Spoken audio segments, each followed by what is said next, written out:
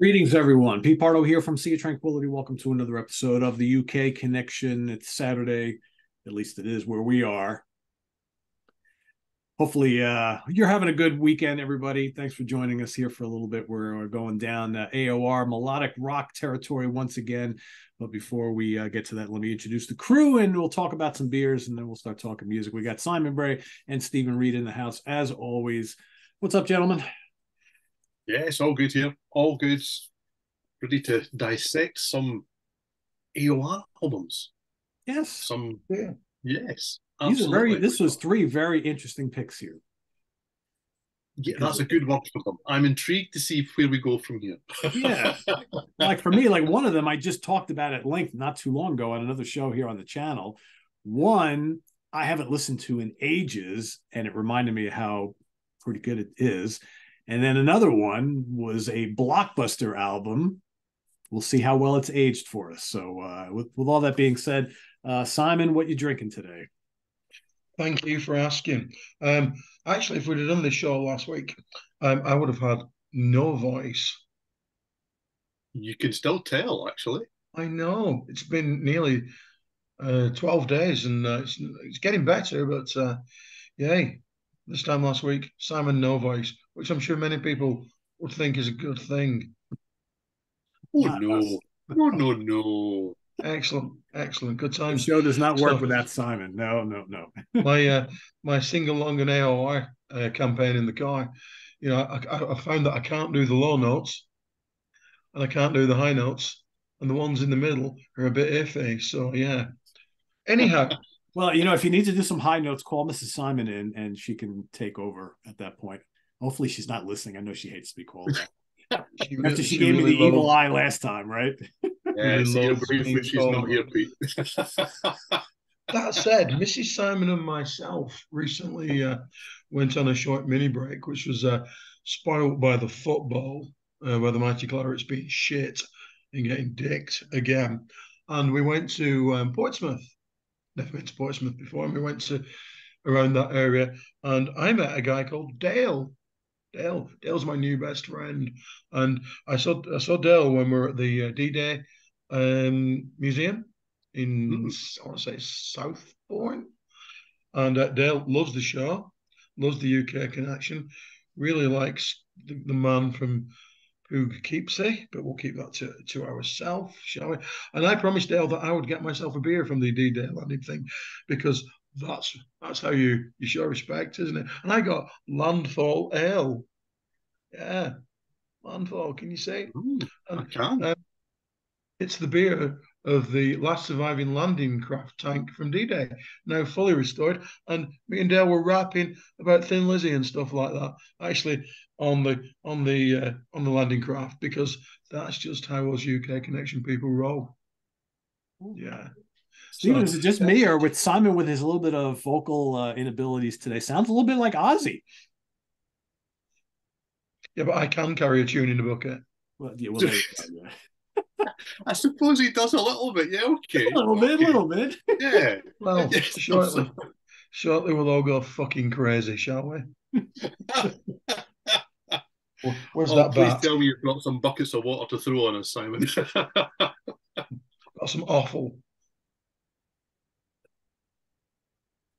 Oh dear. Are you tasting and ranking? Yes, I'm going to taste and rank, but as you know, I poured it beforehand, so it does look a bit like an ice cream. So here we go. Look at that. Woo, frothy. Yeah. Looking Mm. good. Very nice. I probably should have said what it actually is, shouldn't I? Really? Um, yeah, it's a traditional English bitter, and you don't get much more bitter than myself at the moment. So I'm going to give that a good 3.75. And well done everybody last week who pointed out that I was trying to do pie with my ranking. I got about as far as two and got it correct, and I went a bit shit. So yeah, yeah, 3.75. Nice bitter. Do like a nice bitter. There you go. Bittersweet. Well, you've got an English bitter. I've got a Scotch ale. That's what I've got. Okay, so I have got Old Jock.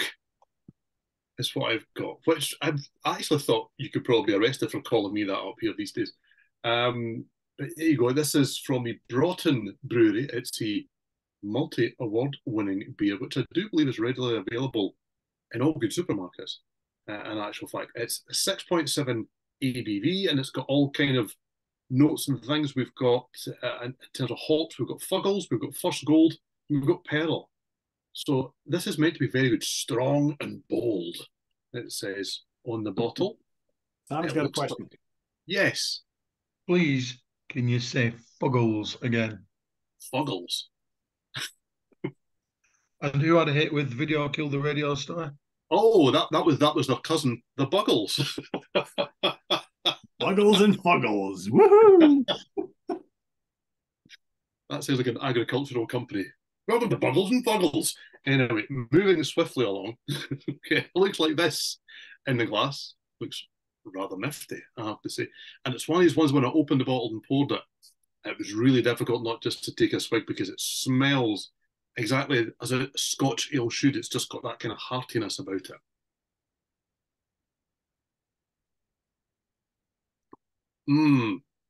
I approve. That's smooth as a smooth thing. That's fabulous. Yeah, it looks good. I like the label too on that. That's good.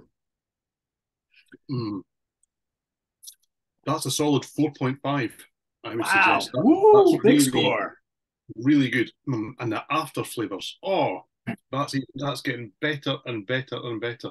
Yes, that is really Dare I good. say, is that the biggest score we've had so far since we started scoring? I think I gave my Bellhaven Black a 5, but that's just because it's you a favourite. Okay. If I was to give that a real score, it would be about a 4 out of 5, to be fair, the Bellhaven Black, but it's very good. But it's just one that I've always drunk, so it's got that kind of connection. As one that I've never tasted before, that's the best score that I've given since we've started doing the scores. Yes, really, I really like that.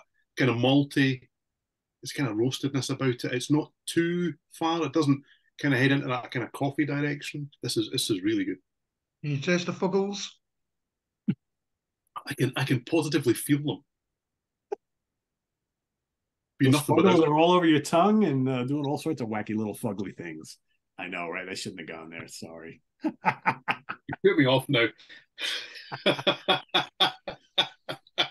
So I was in a quandary before we started recording the show because I have a refrigerator filled with all sorts of really good stuff. But I looked at most of what was in there and I'm like, okay, well, we're taping the show at a time. And I'm like, if I drink that, I'm shot for the rest of the day. If I drink that, I won't make it a couple hours afterwards, even though I really wanted to drink them on the air. So I grabbed one that is an easy drink for me right now, considering what time of day it is here in the Hudson Valley. And it's a classic. And it's Guinness Extra Stout. Can't go wrong with that, boys and girls. I mean, there it is. You know, I like everything Guinness puts out. I drink Guinness Draft a lot. I've recently really, really liked their, what is it, the coffee stout. I'm not a coffee guy. That beer is fucking delicious. I don't care what anybody says. It tastes more like caramel to me than anything else. And this is kind of like a combination of the two. This is just good, malty, roasty Guinness. It's a little bit more potent than the draft, but I think it's excellent. And, you know,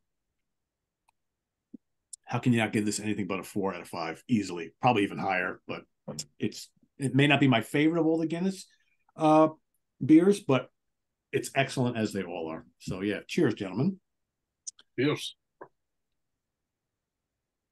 All right, who's going to kick us off today talking about these albums? I guess, Steven, you usually do the roundup in the beginning, right? Well, I'll do the 3 roundup and then I'll cover off the first one because we've not even said what they are. So, 3 albums. We are doing make sure I picked up the right order, the classic. This is Midnight Madness by Night Ranger. Okay. We are doing the underground classic. This is Night of the Crime by Icon. And then I don't have the last one. So if somebody else has got a prop, I do. They did an AOR album. Not maybe quite as surprising as some of the ones that we've chosen or quite as out there because they did a run of AOR albums, to be fair. But this is 17 from Chicago who do like a number. Don't they like a number? But there you go. So this is 17. They don't like a number. They love numbers. They love numbers. They're infatuated with numbers. Or they're so creatively challenged that they can't pick anything but numbers. Yeah. You know, I admire the numbers because it kind of started out as a thing you think, well, that's just really lame. But then even when they give an album a name or they release the greatest hits on a live album, it still goes in the sequence, whether it's got the number in the title or whether it doesn't. Once they're married to it, they're in. I like that. I'm on board with that. You've got to respect. It's true. It's like Chicago Live at Carnegie Hall. This big, gigantic, gargantuan live set is really Chicago 4 because the next album that came out was Chicago 5, even though they never officially released the Chicago 4, right? Everything else up to 1, 2, 3. Yeah, they are consistent. I'm there for that, I have to say. I like that kind of shit.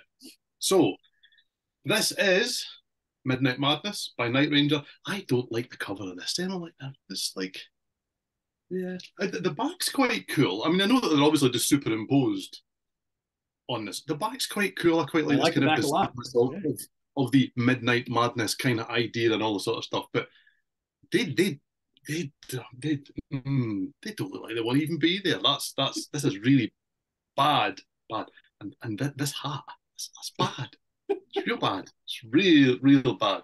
So this is the second album by Night Ranger. It was released on October the 26th, 1983, through the MCA label. It was produced by Pat Glasser, who, prior to Night Ranger, worked with lots and lots of people, but nobody really of note that we would talk about as far as I can work out. But I did quite like the fact that the album that he appears to have produced, maybe not the one just prior to joining up with Night Ranger for Dawn Patrol, was the original cast recording of The Empire Strikes Back. It's right in my wheelhouse. I like that. It's what an odd kind of from that to Dawn Patrol. But there you go. So as the band say, nice segue, right? Not really. Yeah, it's a weird one, isn't it? So the band lineup for this album, here we are. Look, action shots. Yeah. Look at this. They look cool in the action shots. They're not so keen when they're just having to stand in stripy trousers and jackets and things, are they? No. Anyway, so we have Jack Blades on bass and lead vocals, Brad Gillis and Jeff Watson on guitars, Alan Fitzgerald on keyboards, and Kelly Keagy on drums and lead vocals. And I would imagine that Simon would like me to say Keagy again. So there we go. It reached number 15 in the US charts, and I think it's it's not the highest charting album, but it is the largest selling album from what I can work out, which is unusual in itself, I suppose. It spawned 3 singles, so You Can Still. Why do bands do brackets? Anyway, Rock in America, which got to number 51 in the US. Sister Christian, which is the hit, got to number 5 in the US, got to number 1 in Canada, and then When You Close Your Eyes got to number 14 in the US. From what I can see, Night Ranger have no chart presence in the UK at all, ever. Not a single, not an album, and I would say that rather than being a kind of mainstream headline rock act here, they're a cult act. They are a large cult melodic rock band. So that's Midnight Madness. Pretty big here, not mega big, but pretty big here for a number of years. Yeah, I mean, over 1 million sales on this and the follow-up. So, I mean, it's not big in the terms of what we've been speaking about for some of the bands, but it's big enough. Yeah. It's mega successful, I would suggest. Yep. And they were all over MTV, all their videos, and numerous songs played on the radio, if not massive hits like Sister Christian. But Sister Christian, you couldn't escape that song when that album came out. Everywhere. I'm actually surprised that it never made it past number 4, because to me it always seemed like that was a massive song. But I think that came out at a time where there were other really big hits. If I remember correctly, I think like Every Breath You Take by the Police was also released right around the same time, and that was the bigger song. So maybe it's just a matter of there were a couple other songs that were a little bit more popular. But yeah, Sister Christian was an enormous song here. No presence over here whatsoever as far as I remember. Yeah. Not a thing. Strangely enough, because usually there's some sort of crossover that even if you were into the scene, you kind of knew roughly what was going on. Never heard anything at all at that point. I didn't anyway. I'm sure others will maybe have a different experience. Yeah. Simon, what's your take on this album? I think that's it, isn't it? I think you roughly knew them, because like their presence was lower than the proverbial rattlesnake's belly over here, wasn't it? That said, I do have the odd Night Ranger tome in my collection, many of which I couldn't be asked to bring downstairs. But I do have Seven Wishes, and I do have Man in Motion. Is that Night Ranger? Yep. Man in Motion. Yep.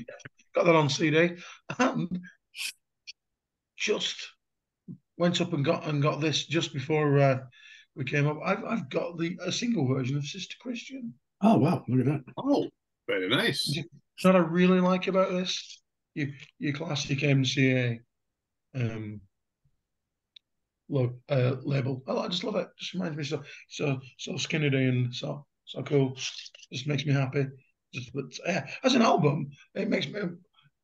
You might know, Stephen, because I told you that I said something along the lines of, "Fuck me, they've reissued this record and it's 15 quid in my local record shop, and I'm not paying that.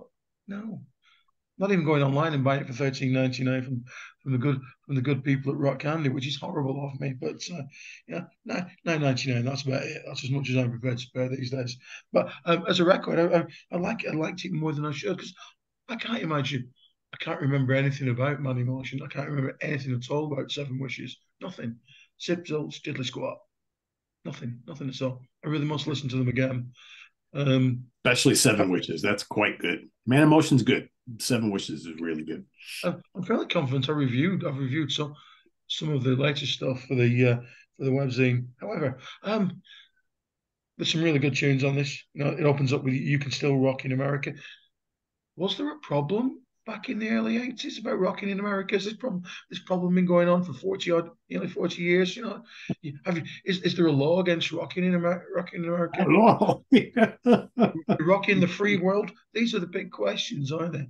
And why do you actually need parentheses? Yes, indeed. But I like the keys are quite new wavy, aren't they? Yeah. Maybe they fall between two stools. I don't know. But rumors in the air is that song at the moment that's really earworming it for me. It's tune. I like it a lot. I absolutely adore Sister Christian. Always have. Touch of Madness is great. When You Close Your Eyes is great. Chipping Away is not only really excellent, but it's on the B side. On the B side, kids. Yes, it's a really solid record. And I don't want to echo what I'm going to say about Icon, but there's nothing apart from Sister Christian that you think, oh, that'd work in the UK charts, because clearly none of it did. Mm. It's just good, solid melodic rock. If you like the genre and you don't like this, you've probably got problems with your ears. It is, just good songs, well played. Everything about it is likable if you like this type of music. If not, I could absolutely see why you would be going, oh, that's a bit dull. I mean, that's a bit just like American rock. And I know people that do that. Yes, I've got friends, well, the odd one, and they all say that about everything I like. So I think it's a really, really solid record. I can see why it did well across the pond. Across the pond, yes. Yes, indeed. As they say. And I would like to just make a plea to Jack Blades right now: stop wearing baseball caps backwards. Stop it now. He does do that of late, doesn't he? Yeah. Must be in your 60s. Stop it. Just saying. But carry on writing some good tunes, would you please? But no hats. No hats. No hats. Well, it would appear I may have to go and question my hearing then. Because I don't know, I've always never had an issue with Night Ranger. I have got their first 5 albums. I like the debut probably the best out of any of their albums. I think that's still the strongest. I got the comeback album, Hole in the Sun, after they'd been away and come back as one of Frontier's many kind of headline acts. I don't dislike any of them, and yet I don't love any of them. I put these albums on, and I kind of think these are solid. That was a phrase that you used, they're solid.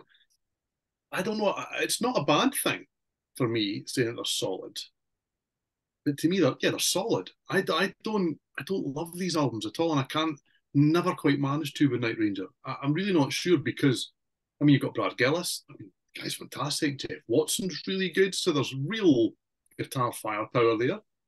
I mean, Jack Blaze, Kelly Keegan. I mean, these are top range singers here. This is everything, when you break it down, should really work. And to me, this still is a solid album. I don't dislike anything. There's nothing to ridicule here. There's nothing that I can kind of go, oh, see, that's a terrible song. Isn't that awful? That said, I don't really like Sister Christian. It's for me one of the weaker power ballads out of those big bands that had lots and lots of power ballads kicking about at the time. However, 32 million YouTube views from the official video can tell you that clearly I'm wrong. Come on, Steven, motor and what's your no. Do you know what? I don't even like the guitar solo on that one. And that to me, on the Night Rangers, all of their albums is a saving grace. If I'm not really loving the song, I know that, you know, the guitar's going to come along and save the day, and I'm going to go, well, I'm here for that. That'll do. These guys can play.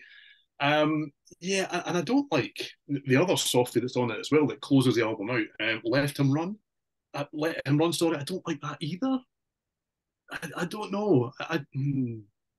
That was kind of got that kind of 80s-fied kind of Zepp feel that a lot of bands were doing about that kind of time, and it doesn't really sit well with me. That said, the more rocking stuff certainly works more for me. You can still rock in America. I mean, it's big and it's dumb and it is fun. It's a little throwaway, but it's good fun. Why does love have to change? I mean, other than like the Eddie Van Halen ripoff at the intro, it's up tempo. It's full of hooks. More great guitar work. That's probably an album highlight for me. That's where I kind of think, okay, more of this, and I'd be right there. Rumours in the Air, there's some great keyboard work there, and that maybe is actually where my issue is, because the keyboard work is fine across the whole album. I don't really like the sound choices. That kind of thing at the start, I'm not loving that. What did you do? That's exactly what I wouldn't like that. Probably, no, see, you understand my point now. There you go. And we should probably just copyright that little part there, so that they don't try and yeah. And I just think that the rest of the album is good without being great. You know, Passion Play, it's okay when you close your eyes, which has clearly got a video that's been filmed in a room roughly the size of this one. It's like they're in the smallest bar in the world, all kind of sitting having their drinks like this. And then they're on a stage, all playing instruments like this. It's the strangest thing. It's an odd watch. And I kind of got to the end of this one, and usually, and I may say this later, usually we're saying things like, why was this band not huge? I listen to Night Ranger and think, why were this band huge?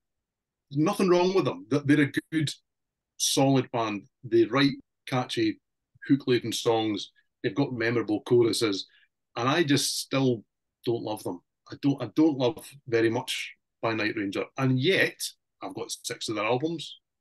I'm never driven to play them until we do something like this. So yeah, that's my take on it. It's good. I don't love it. I do love this album. It's generally this or the debut that jockey back and forth is my favorite. I generally pick Dawn Patrol as my favorite, but this is easily my number 2. I just think there's some fantastic songs. I mean, for me, the choruses are great. You got 2 singers; they're both really good. You got 2 blazing guitar players. It's some of the stuff rocks, some are ballads. They do like a little bit of everything for me. I don't know. When I was growing up, this was one of those bands that I really liked, but they were one of those bands that I always thought I shouldn't like because they're a little poppy than everything else I was listening to. But all us like hard rock and metal fans who love like guitar players, we couldn't not like these guys because you had like 2 amazing shredderific dudes in this band who never failed to disappoint, even on like the poppy stuff. So for me, I mean, You Can Still Rock America is great. I love Rumors in the Air. I love Why Does Love Have to Change? Sister Christian, I've heard a million times. It's a great song. It's not one I need to hear all that often, but I always loved it. Touch of Madness is probably arguably my favorite song on the album. Passion Play is great. I love When You Close Your Eyes. I mean, what a hook on that song. So good. And then you got Chipping Away and Let Him Run, which close out the album. Really good deep cuts. Yeah, covers kind of blah, but I don't know. I always really dug this album. I like this band a lot. So yeah, I like this a lot. It's a favorite of mine. Okay, one album down, but Pete, I'm out on a limb. So let's see if we can redress that balance somewhat with Night of the Crime by Icon. This is from 1985. It was released on Capitol. This was the band's second of 3 full albums. There is a 4th album in there, kind of released on cassette and then re-released on CD with more tracks. But is it part of the discography or not? Who knows? The lineup was Dan Wexler on guitar, Stephen Clifford on vocals, John Aquilino on guitar, Tracy Wallach on bass, Pat Dixon on drums. The album was produced no less than by Eddie Kramer, who, I mean, Hendrix, Zeppelin, the Beatles, Rolling Stones, Kiss. Okay, I mean, that what a name to have produced an album. And mixed by the love him or hate him character, Ron Nevison. So with this album, singer Stephen Clifford actually bailed on the band as it was being mixed. So it would be fair to suggest they were already kind of up against it before it came out. And hindsight views this album, fans either say this is the album by the band or this is the sellout album, because the debut and the album that came after are a little harder in their kind of rocking approach. But there's a fair amount of hard rock on this as well. And from what I can see, listen, and these cool dudes on the back here, this charted absolutely nowhere. This had no chart action anywhere in the world whatsoever. So that's Night of the Crime by Icon. What do you think, Simon? Well, this is the underground classic, isn't it? And as we've already mentioned, very often you sit there and you think, my God, why was this not a massive hit? I know this one, I genuinely have listened to it tons and tons, and I've not thought, why is this not a massive hit? I like it. I appreciate it. There's a couple of things that I really, really like about it, but now that I know that Ron Nevison was involved, that explains the almost complete lack of bass, doesn't it? Yes. I couldn't be bothered to do the research, as you know, I've been dying. However, it's one of those albums where I think the really, really good shit's in the middle, which is unusual because, like most albums, go towards the end, don't they? Especially over the last 25 years. You know, and this falls into that, doesn't it? I really, really like Out for Blood. I like the intro. I like everything about it. And Raise the Hammer. Oh my God, that's just like, I could imagine Dio doing that. I really could. Yeah, I mean, I really regret those are just so good in the middle. In the middle, I do think it kind of falls away vaguely towards the end. I mean, who needs a song called "Rock My Radio"? Nobody. That's who. But you can still rock in America, though. You can, and you can rock. You can rock your radio, and you can rock yourself to sleep, and you can rock yourself all night, can't you? You can rock your brains out, and you know, let's get rocked. Yeah, but you know, I don't think the singer's distinctive enough.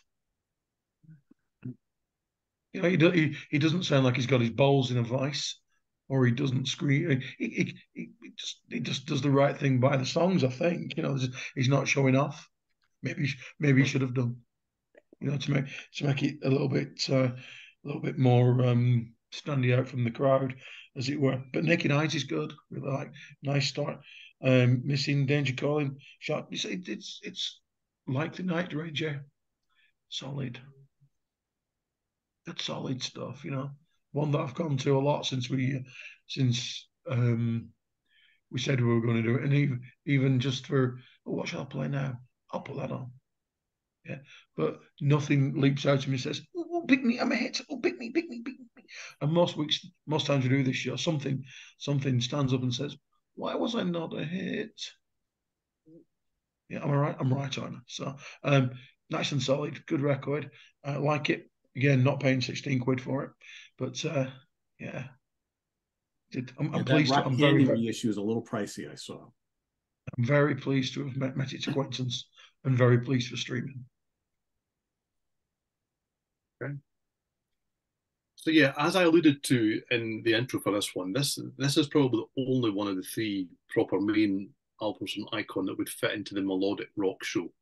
The debut and Right Between the Eyes, which was the follow-up, which is probably the weak link out of the three, I would guess, are a little bit kind of harder rocking.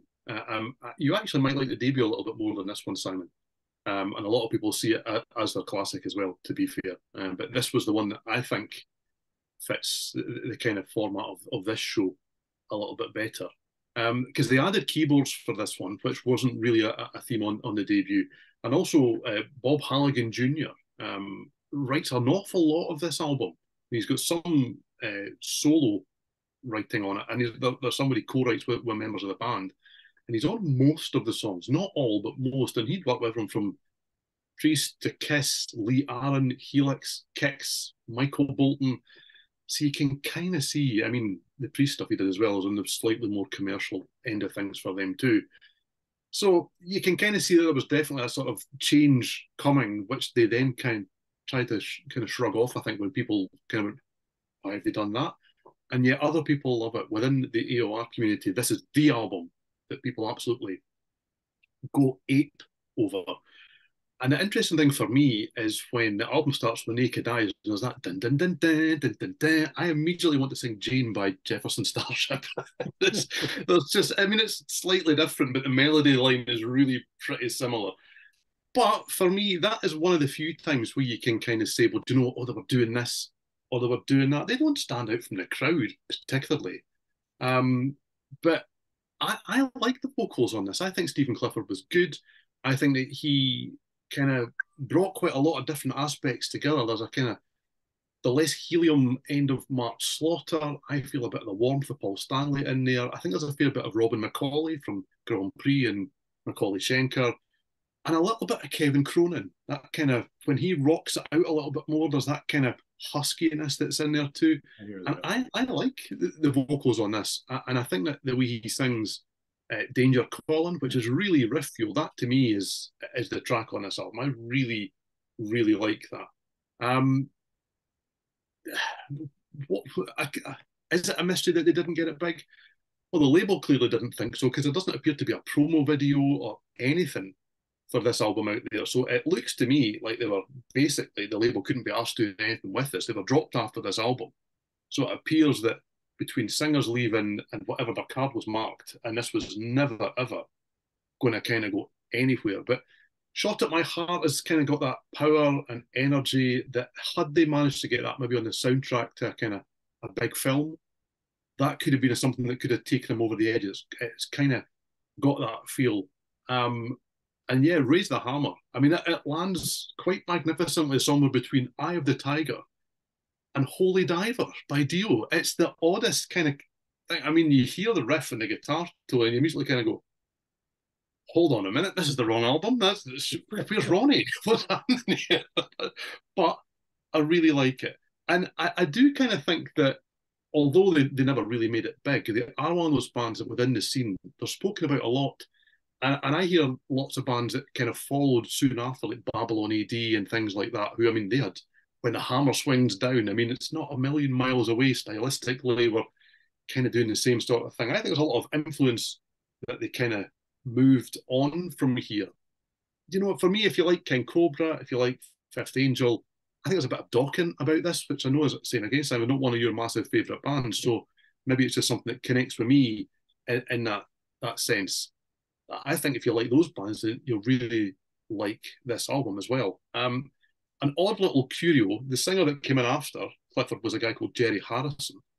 And the last time that I saw Jerry Harrison anywhere was while sitting watching my TV at about, I don't know, 25 to 12 one night. And here he is, he pops up on Dr. Pimple Popper. Thing on the side of his neck. Yeah. And he got removed, and he. I mean, I think the program finishes with him sitting outside on his van or his car or whatever it is with his girlfriend next to him, and he plays a bit of guitar and sings really badly. It's just one of those things for you. I was sitting watching the tail, like, I know him from somewhere. And then they go, yeah, rock singer. And I was like, I know who he is. How bizarre. Wow. I was like his big claim to fame. Holy shit. One of those strange things you think, really? But there you go. Anyway, yeah, I digress. I really like this album. Is it a real classic? Is it an underground classic? I don't love it that much. I don't think that it quite lives up to the billing that it's given. If you have a roam around some AOR forums and various things, this is lauded. This is up there. I don't think it's quite up there, but I think this and the debut between them was enough to suggest that Icon, had they been given the breaks, could have gone somewhere serious.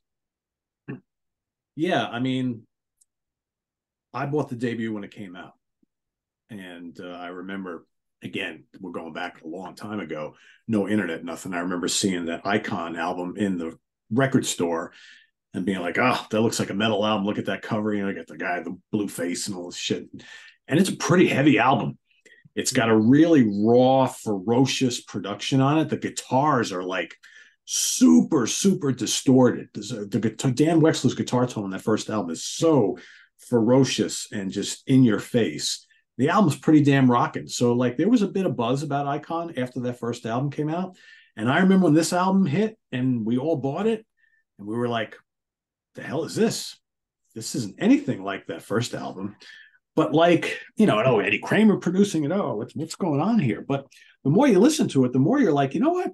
This is actually really good for what it is. Really catchy. Yeah, it's not as heavy as the first album, but there's some stuff on here. You know, Simon kind of hit on it a little bit. You know, Out for Blood and certainly Raise the Hammer, those two songs sound very much like the material from the first album. Everything else here is kind of like, you know, foreignery type stuff. Steven, you mentioned a couple of the bands. I would even say like some of this album reminds me of Equator by Uriah Heep, that sort of thing. You know, this mid-'80s kind of like hard rock band doing all this kind of commercial stuff, lots of keyboards and synths and things. And I wonder, because I wondered at the time, you know, there was a buzz about this band, and the record label probably said, all right, that debut album, yeah, people were talking about it. You guys got to write some hits. And then the album came out. You didn't see it in the magazines. You didn't see it promoted anywhere. Never heard anything played on the radio. I mean, I think Naked Eyes, Missing, I think could have been on the radio. Danger Calling has hooks that just don't quit. But none of this was even given a sniff on the radio, which I think is strange. I don't know. I think a couple tracks might have done okay if they did a video and put them on the radio, but whatever. I don't know. But yeah, like, I mean, there is some cheese on this album. You know, Rock My Radio, it's fun. It's kind of silly, but Whites of Their Eyes is really good. To me, this is just a fun, hook-laden melodic rock AOR album by a band that I think had a lot of talent, but they just kind of fizzled, never really went anywhere. And it's really no surprising that Bob Halligan Jr. like co-wrote like half the album, because it sounds, I mean, why would that have happened unless the record label pushed that on them? You think this young band is just going to add the blue call on Bob Halligan Jr. and say, hey, we want 6 songs from you for our new album, right? No, the record label did that. So why would they go to all those lengths and then just basically drop this like a hot potato, like a dud that, you know, which they obviously thought it was, and not do anything with it? It's like such a mystery, right? Because I think it's a good album. You know, it's a good album. Maybe it's not quite as good as the debut. I don't know. You know, I've had this discussion with Butch Jones from Hudson Valley Squares, because he talks about Icon all the time, and he loves that debut. And he's always like, yeah, second album is good, but man, what happened? I'm like, yeah, I don't know. But I like it. I think it's really good. Very solid. I used to have it on LP. I never replaced it on CD. It's funny we're doing this now, because like 2 months ago, I almost ordered both the Icons on the Rock Candy reissues, but they were pricey. And I was like, maybe I'll wait a little bit on that. And I just haven't gone back to it. But both albums really worth owning. They're really good, I think. So I like it. Really good. It's interesting because I have recently read Bob Rock's book, or Bobby Rock, the guy that was a drummer in the Vinnie Vincent Invasion.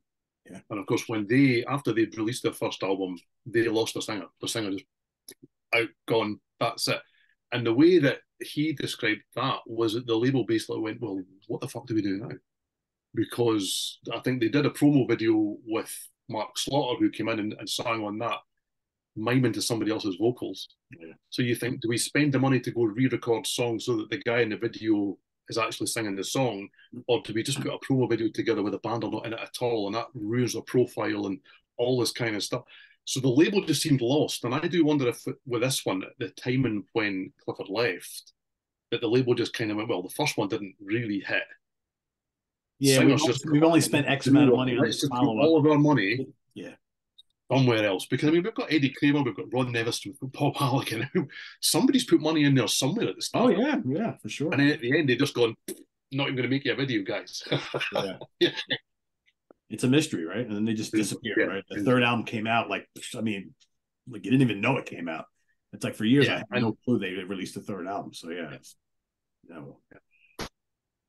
good record though. Okay, so they made an AOR album, which is possibly the least surprising they made an AOR album, because they made quite a lot of AOR albums. This is Chicago. This is 17, which was released on May the 14th, 1984 through Full Moon, which was part of Warner Brothers.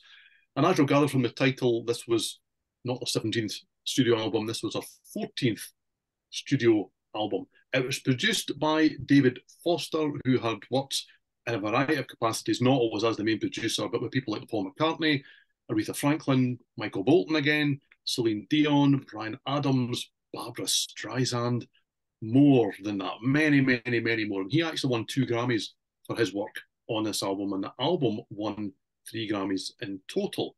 So the band lineup was Deep Breath. Peter Cetera on vocals and bass. This was his last album with the band. Bill Champlin on keyboards, guitars, and vocals. Robert Lamb on keyboards and vocals. Lee Loughnane on trumpet. James Pankow on trombone. Walter Parazader playing woodwind. Chris Pinnock on guitar. Danny Seraphine on drums.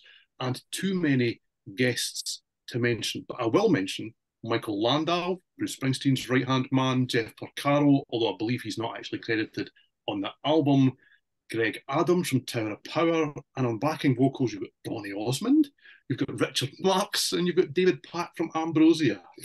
What is going on here? This sold, according to Wikipedia, okay, this is their facts, 6.1 million copies across the US, the UK, and Japan, which sounds really impressive until you realise it went 6 times platinum in the US. So all those sales were in America. And the rest of it was spread across the other 2 territories there. It had 4 singles from it. They all went into the top 20 in the US, with Hard Habit to Break and You're the Inspiration both reaching number 3. And both of those singles got into the top 20 here in the UK, reaching 8 and 14 respectively.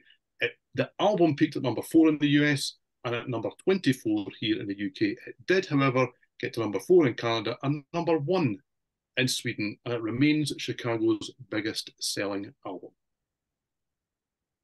There you go. What do you think, Simon? I see you got it on CD and cassette.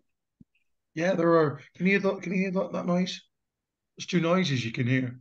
Actually 3. One, Coronation Street hasn't just gone off, so that might give you a clue as to when we're recording this. The second one is, can you hear that thumping noise? Hear that? That reminds us that David Foster co-wrote and produced Saint Elmo's Fire, and that noise you can hear is John fucking whining again in the cupboard. Jesus Christ, John. You've had your apple for today. Aren't you ever going to let him out, Simon? He's got to eat and use the toilet, right? Jesus. Got his apple. Full of fiber. You should be happy with that, right? The other sound that you can hear is my credibility walking right out the door. Because, glad you were drinking there, Stephen, because timing is everything, isn't it, my friend? Don't you think? I almost did the same thing.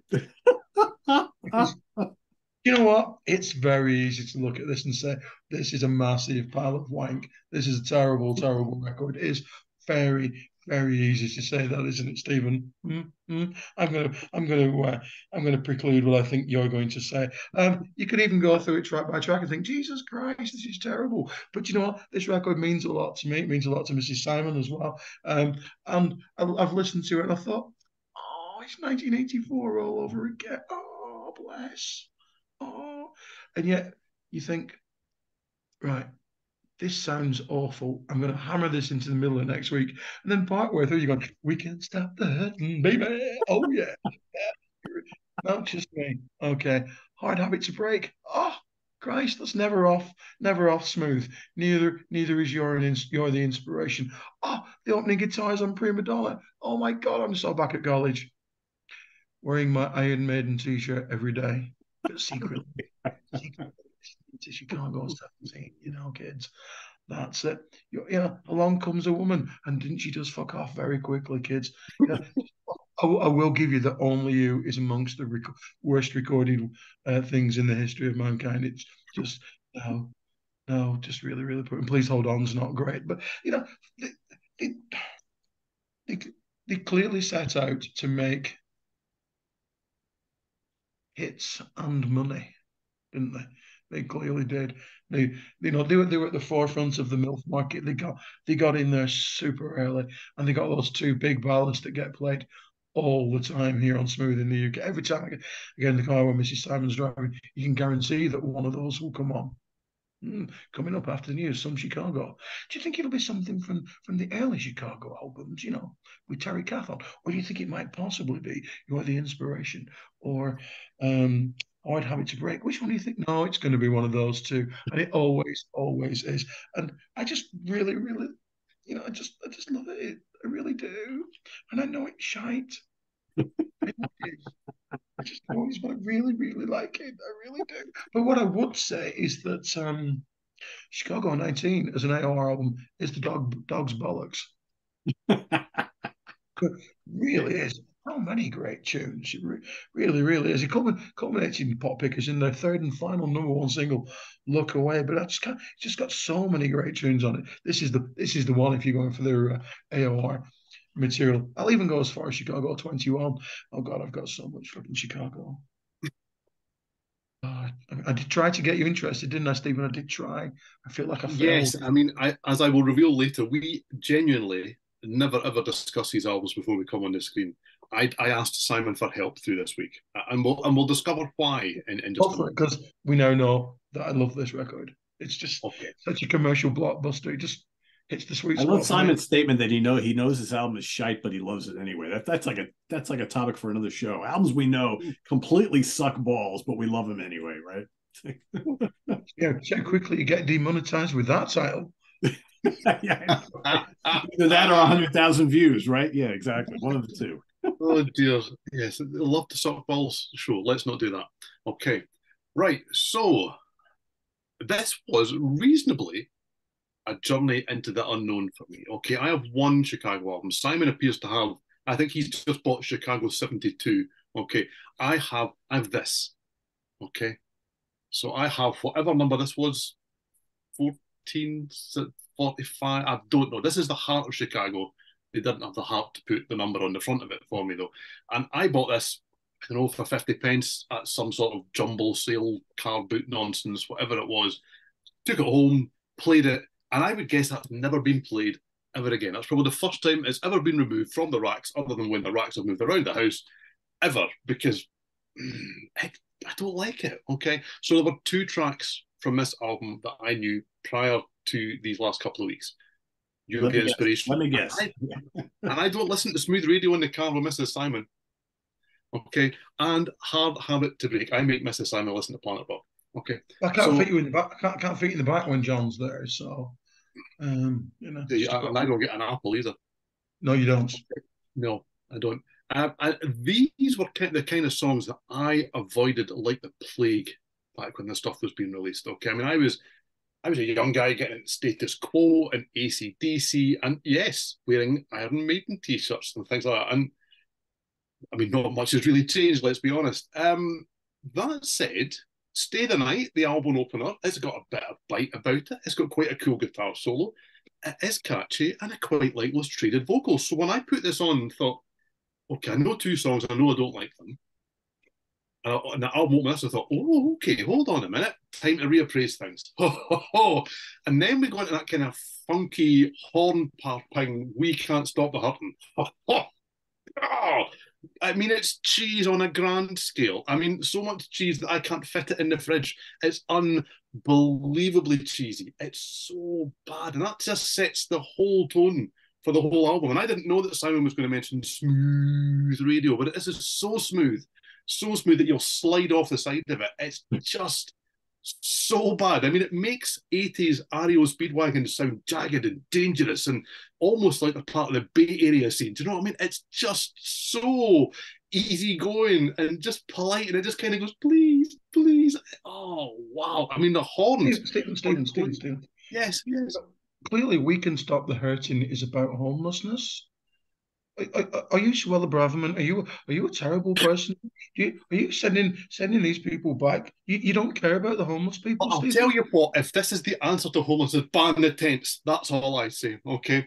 I mean, it really is like, oh, I mean, those horns on Please Hold On, they make my skin crawl. They're just so bad, and there's those stabby, funky guitars. Oh, and I genuinely have tried to find something positive to say about this album, and I just can't do it. I mean, as I was listening to this, I was kind of thinking, I'm in the world of Billy Ocean here.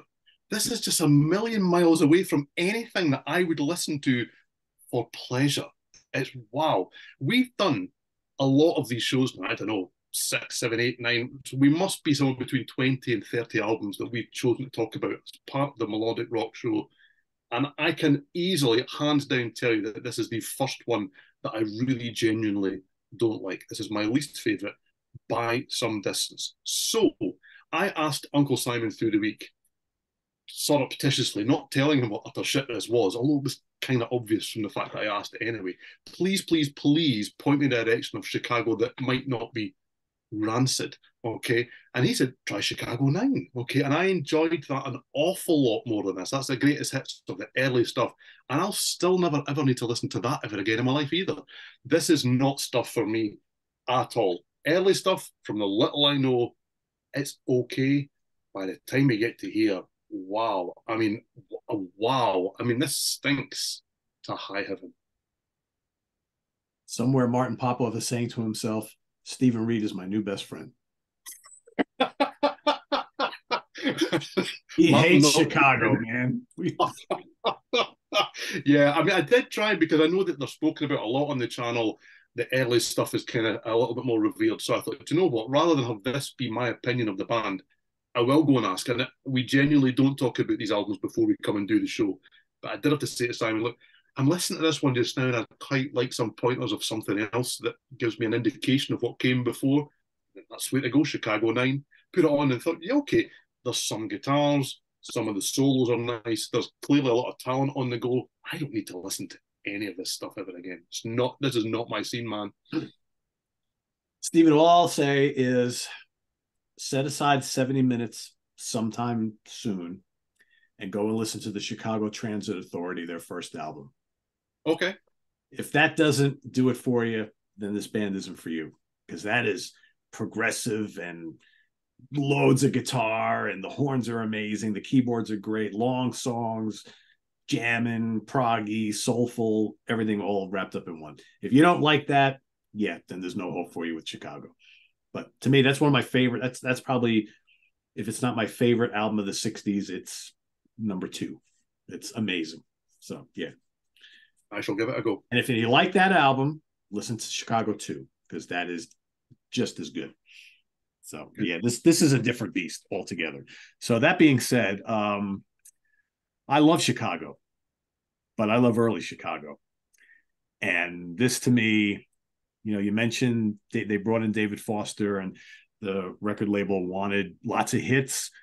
They also wanted Peter Cetera as a solo artist. So let's put out a Chicago album where he totally dominates everything so that everybody's talking about him. And when we launch him as a solo artist, boom, it's already ready-made. I mean, I never need to hear Hard Habit to Break or You're the Inspiration ever again. That being said, Stay the Night is a great song. I really like Stay the Night. What a kick-ass opener. You know, great Chris Pinnock guitars. Unfortunately, he's barely used on the whole album. I mean, here's my issue with this album. Everything that I love about old Chicago, all those great horns and the great guitar work, there's hardly any of it here. This, to me, is all like overproduced Peter Cetera with lots of synthesizers, big David Foster gloss. You know, We Can Stop the Hurting's good. Along Comes a Woman is pretty good. But man, Only You, Remember the Feeling, Please Hold On, Once in a Lifetime, and Prima Donna aren't too bad. So for me, half this album I can listen to. I don't love it, but I can listen to it. The other half I never need to hear ever again. And I would say that they started to go this route on 16, which also was a pretty big hit, not quite as big as this one, but had a couple good rockers, good, funky things, and then the big ballads and blah blah blah. And after all we've been through, I will make it up to you. I promise you. Yeah, whatever. Again, never need to hear it again. But yeah, and here's the problem. It's like this was they released, like they've got so many albums since this one came out.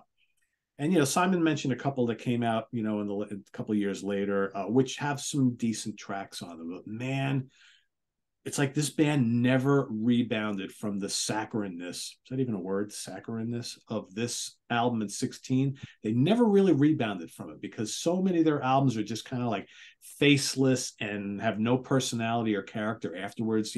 Whatever it is, Chicago 25, 26, 33, 42, Hike. I don't know. It doesn't really matter. They're all kind of the same. You can pull out maybe one or two decent tracks, but they all sound exactly the same. It's all cookie cutter pop music.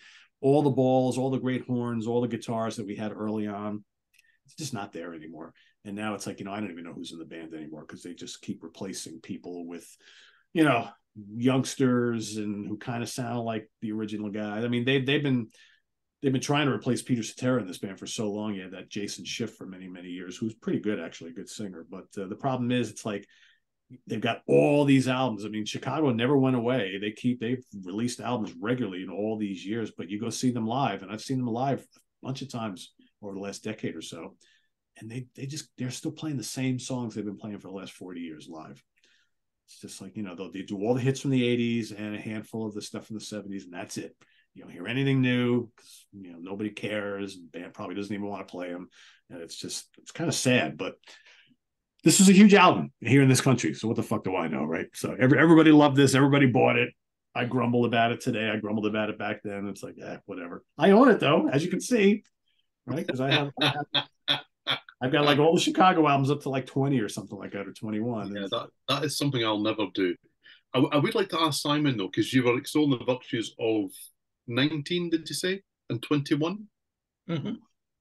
Okay, yes. So I mean, for me, I find, other than the opener, I find basically no redeeming features here. So 2/4 albums down the line, what does it sound like? Where have they gone? What are they doing? Better songs. No Peter Cetera. No Peter Cetera, yeah. Jason Probably Schiff's less excellent. ballads, right? Simon's it's a little more up-tempo, kind of funky, poppy stuff, but no sappy ballads. I mean, there's some, but not the production's not as huge. Yeah. Have they found a guitar? Not smothered. And, compared to the early stuff, no. Yeah. But you do remember the bit when I told you what a great guitarist Terry Kath was, didn't I? Mm-hmm. I said that, didn't I? Yeah. You did. I mean, what do you do when a guy with that gift dies? You're a bit kind of like up shit creek, aren't you? Yeah, and they took them a while to get back to a commercial peak, which they did with 17, and then where do we go from here?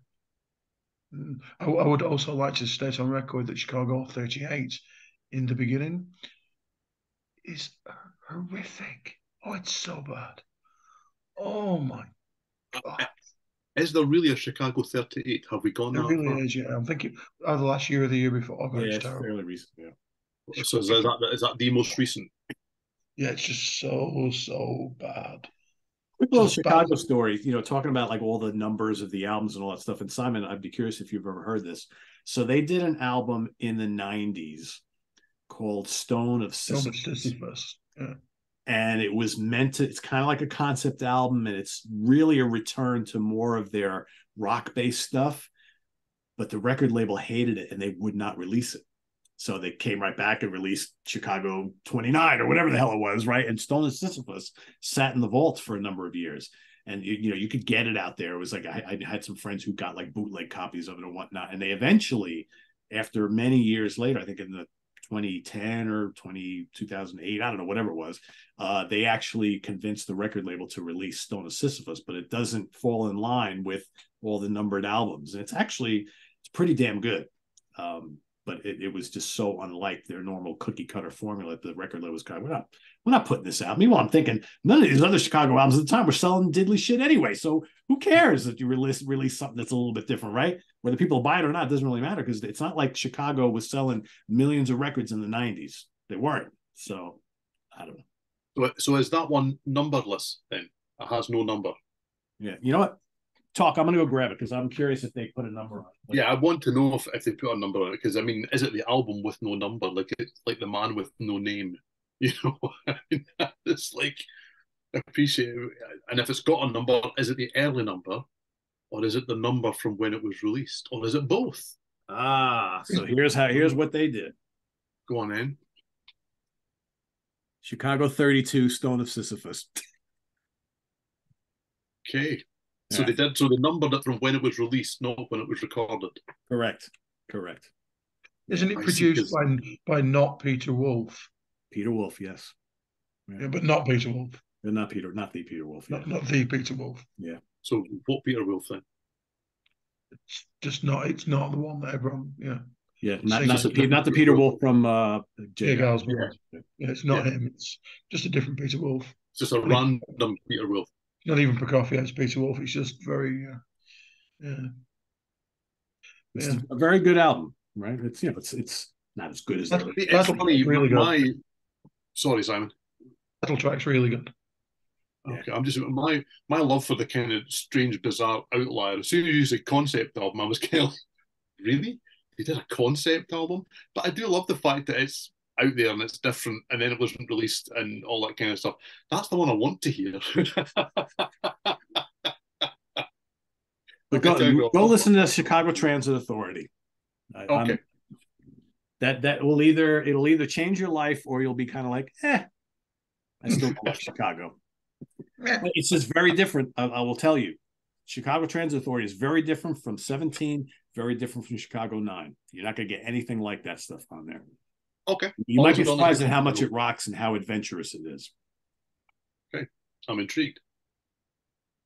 I asked Martin to do the same thing for me, I don't know, like a year ago, and he would listen to it and he goes, yeah, man, still can't deal with those horns, eh? And that was that. So I was like, all right, some people just don't like horns in rock music. I get it, right? I get it.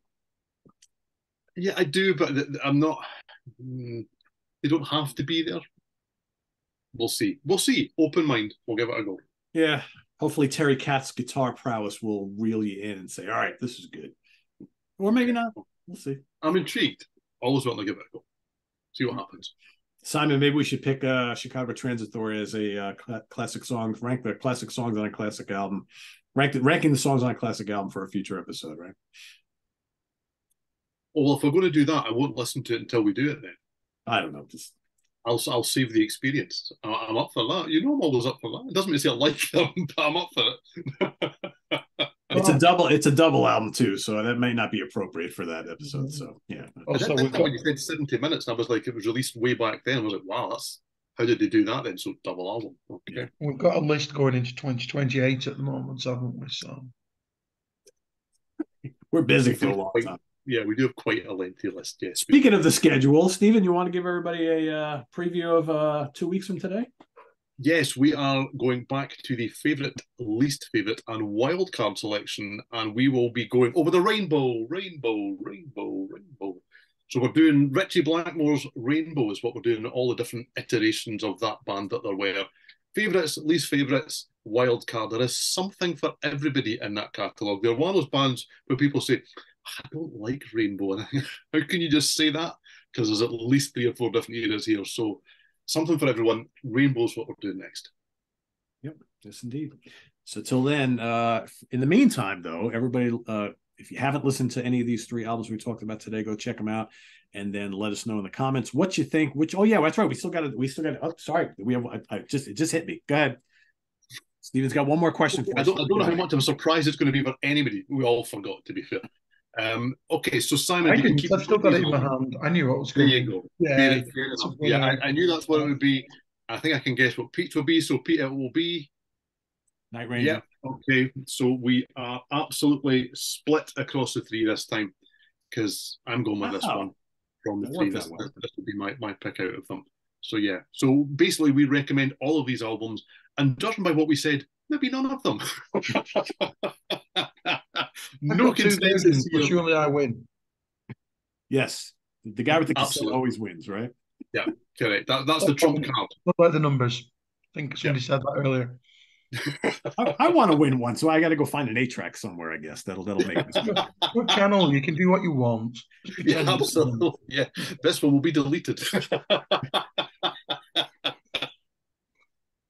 All right, so everybody, folks, so you got your assignment for this episode. Do that down in the comments below, and then you got 2 weeks to figure out your 2 favorite, your 2 least favorite, and your wild card for Rainbow, the great band by Richie Blackmore. And Steven hit the nail on the head, right? You got the Ronnie James Dio era, you got the quick little Graham Bonnet era, you got the bunch of albums with Joe Lynn Turner, and then you got the Doogie White era, you got some live albums, you got compilations, you got maybe some assorted things that are related. We'll see what we come up with, right, here on the UK Connection. So stay tuned for that in 2 weeks from today. And visit us on the web at www.seatranquility.org. We're on Facebook. We're on YouTube all together all the damn time.